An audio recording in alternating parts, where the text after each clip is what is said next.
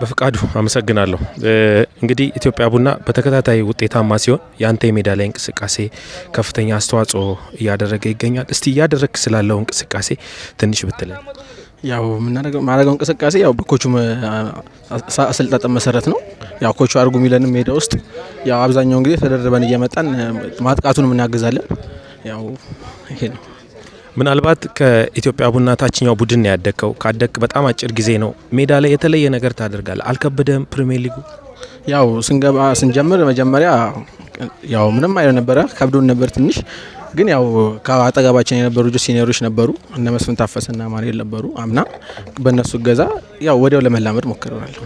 ምናልባት በሰውነት ደቃቃ ነህ፣ ግን ሜዳ ላይ የተለየ ክህሎትን ታሳያለህ፣ ግብ ታስቆጥራለህ። ኬት የመጣ ነው? ተፈጥሯዊ ነው? በስራ የመጣ ነው? በምን የመጣ ነው?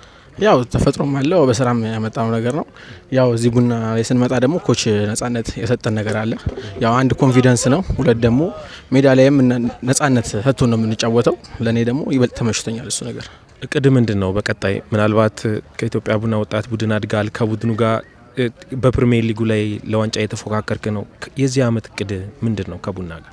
ያው እግዚአብሔር ከፈቀደ ያው ዋንጫ እናነሳለን ብለን እናስባለን። እንግዲህ ሌላችንም ጥሩ ነገር እናሳያለን ብለን እናስባለን። ሌላው እቅድ እስከ ክለቡ ጋር ምን ማሳካት፣ በግልስ ምን ማሳካት ማቀድ ትችላል? ያው እንግዲህ ያው ሁሉም ነገር ያው ፈጣሪ እንደፈቀደ ነው የሚሆነው። ግን የተሻለ ነገሮችን ለማድረግ እናስባለን።